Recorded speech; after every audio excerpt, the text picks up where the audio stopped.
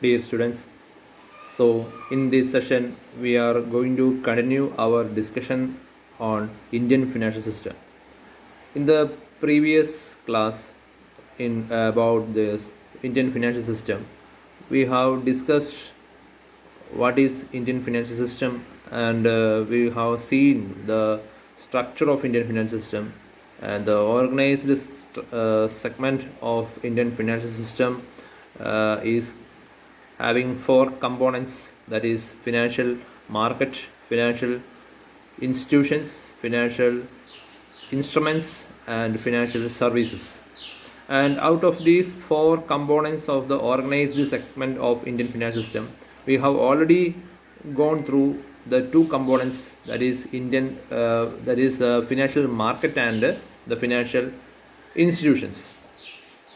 In this session, we will be discussing about the other two components, that is the financial instruments and financial services.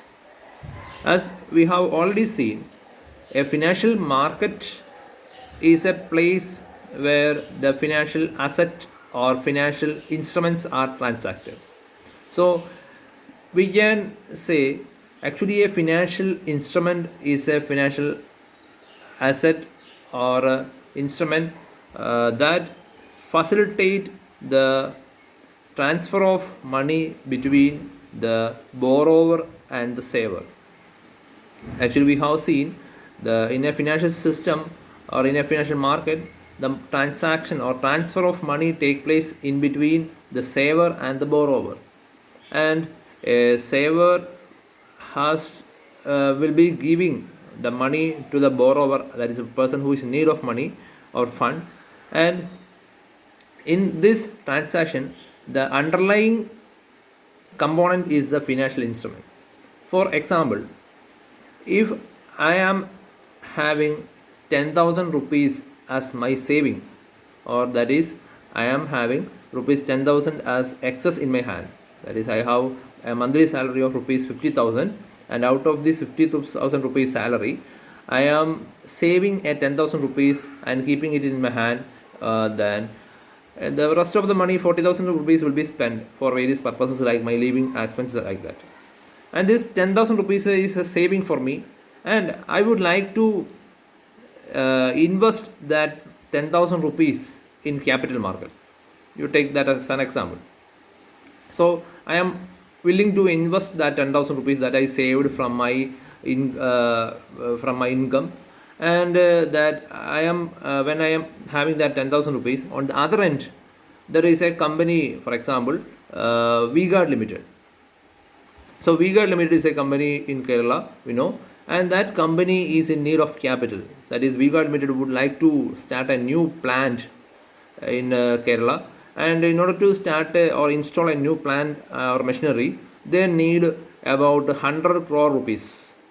So they need 100 crore rupees, and this V-Guard Limited is trying to raise money 100 crore rupees by selling its capital. That is, it would like to sell its shares and raise that 100 crore rupees. And that means the V-Guard Limited is going for an FPO, that is a public offer of shares, a public issue of the shares, and V-Guard Limited is going to sell that 10,000 that shares. And I am on hearing this or on knowing this news or this information, I also go to purchase the shares of V-Guard Limited, and I applied for the shares and I got the shares. Then actually what is happening, I applied for the share, that means I am purchasing the share, that means the money in my hand, that is rupees 10,000 is in my hand, that will be given to V-Guard Limited as the capital of V-Guard Limited, and V-Guard Limited will be giving me the shares of that company. For example, 20 shares of V-Guard Limited. Okay, if let us assume that the price of the shares are like that, so I got the 20 shares of V-Guard Limited, and V-Guard Limited got 10,000 rupees as capital for the company. So similarly, like me, many people will be applying for the shares of the company, and all the people will be giving the money to the company. That is, that money will be going to the capital base of the company, and the company will be selling or giving the shares, ownership, equity shares of the company. In such a way, the transfer of money is taking place between the saver and the borrower. Here the borrower is the company. Company is need of capital or money, and the company is giving its ownership as equity shares, and the saver, that's me, I am getting the shares of the company. And here equity share, here the equity share in this example, this equity share is a financial instrument. That is the underlying thing that facilitate the transfer of money in between the saver and the borrower. So these are known as the financial instruments, the instruments that facilitate the transfer of money in between the people. So similarly, there are many other instruments also, like equity share. We have preference share, we have debentures, bonds. All these are. Then again, when we come to money market, also there are so many financial instruments. We know treasury bill. Treasury bill is a financial instrument, so it's a money market instrument. Then we have a commercial bill. Then this commercial bill or checks. All these are the various financial instruments that are usually used in the Indian financial system. So that's all about these financial instruments. We can classify these financial instruments into two. That is on the basis of the maturity of the instruments. We have already seen the classification of financial market. That is, financial markets are classified into capital market and money market. So on the basis of the maturity of the instruments, we classify the market into capital market and money market that we saw in the previous class. That is, money market is market where the instruments of less than 1 year maturity is traded, and the capital market is a market where instruments of more than 1 year maturity is traded. So here the financial instruments can also be classified like that. That is, financial instruments are of two types, that is money market instruments and capital market instruments. So money market instruments means these instruments will be having maturity of less than 1 year. For example, the various money market instruments are treasury bill, money at call and short notice, then commercial bills, certificate of deposits. All these are different types of money market instruments.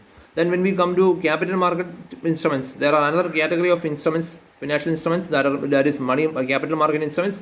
Capital market instruments are the instruments which have maturity of more than 1 year. The various capital market instruments are capital market instruments are equity share, preference share, then debentures, bonds.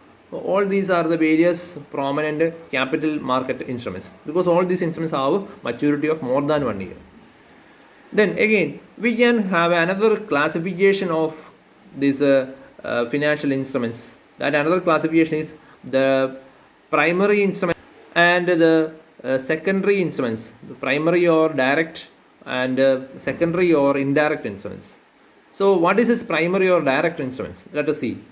So primary or direct instruments are the financial instruments that facilitate direct transfer of money from the saver to the borrower in a financial system. That is, for example, in the case of an issue of equity share that we see today in this class, we saw an example of V-Guard Limited. So in that example, actually I am having rupees 10,000 as excess money in my hand, and I would like to invest that 10,000 rupees in capital market or financial market, and that 10,000 rupees I am going to invest in V-Guard Limited. Here V-Guard Limited is in need of money, and V-Guard Limited is in need of money, and therefore V-Guard Limited is trying to sell its equity shares through the financial market. Here in this financial market, the V-Guard Limited is the borrower, and I am the saver who have excess money in hand. So I have money in my hand, and V-Guard Limited is in need of money. That is here both of this party, that I am the V-Guard Limited, is coming together, and I am trying to buy the share of V-Guard Limited, and V-Guard Limited is trying to get money from me. So that is happening in this example. Here, when I am purchasing the share of V-Guard Limited, I am giving rupees 10,000 to this V-Guard Limited. Here the money in my hand is getting transferred to V-Guard Limited, and the ownership or the instrument, like this equity share is an instrument. That equity share is an instrument. That instrument is getting transferred to my hand. So that's an exchange of share and money is taking place here. From whom? From the borrower to the saver, and saver to the borrower. That is, the financial instrument equity share is transferred from the V-Guard Limited to my hand, and money in my hand is getting transferred to V-Guard Limited. So such an exchange is taking place directly in between the person who is in need of money and the person who have excess money in his hand. So this is a direct instrument because here it's a direct transfer of money taking place in between the person who is in need of money and who have excess money. So such instruments that facilitate such a direct transfer of money in between, so is known as a direct instruments. Now another kind of instrument that we have to see is indirect instruments, secondary instruments. So what is a indirect or secondary instrument? Indirect instrument or secondary instruments are the financial instruments that facilitate indirect transfer of money in between the saver and borrower. That is, for example, if I am taking the money in my hand, that is rupees 10,000, to a bank, that is, instead of purchasing the share of V-Guard Limited, if I am depositing the 10,000 rupees in a bank, what will happen? The money in my hand will get transferred to the bank. So when I go to a bank and deposit that money in a bank, instead of investing in the share of the V-Guard Limited, the rupees 10,000 in my hand get transferred to the bank, and bank will give me a fixed deposit receipt. That is, I am going to deposit that 10,000 rupees as a fixed deposit in the bank, and the bank will give me a fixed deposit receipt.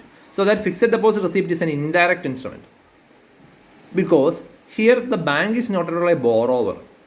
I am the saver, but bank is not the borrower. Bank is actually collecting the deposit from me as a deposit. And what the bank will do, after collecting this 10,000 rupees from me as a deposit, bank will not be keeping that 10,000 rupees in the locker of the bank. Bank will take that money to the financial market and it will invest in the financial market. There are so many investment options in a financial market that we have seen. That is, there is a treasury bill, debentures, bonds of many companies, and surely the bank will not be keeping the money inside the locker. Bank will the money that the bank gets from me will be transferred to the financial market by the bank, or the bank will surely give that money as loan to the people in need of money. So anyway, the bank will be using the financial market also, because in order to fulfill the policy rate requirements and liquidity rate requirements, that is SLR, like that, and all these things, banks are expected to invest in financial market also. Banks will surely do investments in financial market because it is more profitable for the banks than the lending the money to as housing or housing loans or business loans. So surely the banks will give priority for investments in financial market. So here I am giving the money rupees 10,000 to the bank, and bank is going to the financial market and investing that money in the financial market. So here the money where the people who is in need of money will be coming to the financial market, and the bank is having money from me. That is, the money that I gave to the bank is with the bank, or and that money is then pumped into the financial market. That is, the bank is having money in its hand because it got money from me, and with that money, bank will be fulfilling the need of borrowers in the financial market. So here I am the saver, and the borrower is the person or company that is coming to the financial market in need of money. Okay, or who is in need of money through the loans or like that. Okay, of course, in these cases, the money is getting transferred from the saver to the borrower through an indirect instrument, that is the fixed deposit receipt, FDR. Because when I deposit the money in the bank, I am getting only an FDR, that is fixed deposit receipt. I am not getting an equity share or like that. So therefore, such type of instruments are known as such type of instruments means instruments like this fixed deposit receipts are known as indirect financial instruments. Okay, so that's all regarding the discussion on financial instruments. Now we are moving on to the next component of Indian financial system, that is financial services. So financial services are yet another prominent component of Indian financial system, because there are so many financial services in a financial system, and we will see in detail about the various services, financial services in Indian financial system. The most prominent financial services in Indian financial system are factoring, forfeiting, brokering, share brokering, then merchant banking, then banking, insurance. So many such and such so many prominent financial services are actually there in Indian financial system. So we will see all these, and again mutual fund is another financial mutual fund is there, then credit rating is there.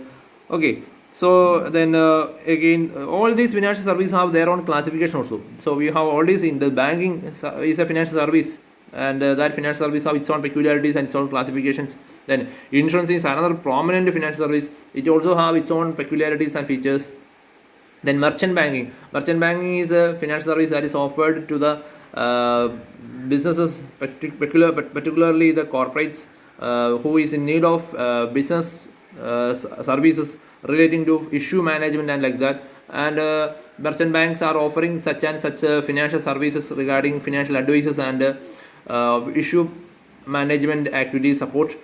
And there are another service known as factoring is there. Then another one is forfeiting is there. Then leasing is another prominent financial service. Then mutual fund, we know it's a collective investment scheme that whereby the mutual fund service provider mobilize the savings or investments from the public and invest all the money together in the financial market or it and another investments areas. And all these, then securitization is another financial service. Securitization means converting the receivables into securities. That is a securitization process.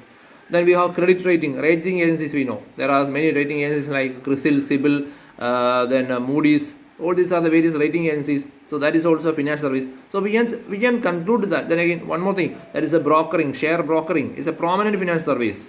So we know in secondary market we cannot buy or sell securities without the help or support of a stock broker. So there are so many stock brokers in India, across the India. Then money exchange is there at another financial service. So I think there is so many financial service in and around us, and each of these financial service have its own features and classifications and segmentations. And one more thing is that these financial services are actually anything that is concerned with the financial activity can be classified as financial service. That is any activity, any financial activity, recognized financial activity that is connected with the finance, it can be called a financial service. So that's all regarding the financial services. So with this we are concluding the discussion on the structure of Indian financial system or the components of Indian financial system. So we started our discussion with regard to saving and investment, and we discussed how the saving and investment happens. That is how the savings of the people or the people who is in excess money in his hand will be facilitated to transfer his excess money in his hand to the person who is in need of money, that is a borrower, and that is facilitated through the financial system that we saw in the previous class. And again we discussed during this discussion the structure of financial system. That is, Indian financial system have two components, that is organized and unorganized. And we have already discussed that is the unorganized segment of Indian financial system includes the local chitti funds, the people who are transferring lending money. Then again there are many other kind of unrecognized financial activities taking place inside the Indian economy or financial system. All these can be categorized together as the informal segment of Indian financial system. So we never want to discuss more about that thing, but our discussion is mainly concentrating on the organized financial system that we saw in the today's and the previous classes. That is the organized segment of Indian financial system is broadly categorized into four, that is financial market, financial institutions, then financial instruments, and financial services. And the discussion on this Indian financial system or structure of Indian financial system is now over. And now from the next class onwards we will focus more on the financial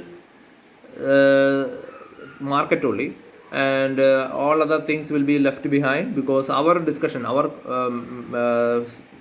is mainly on the financial market. So that we will see in the next class onwards. Thank you.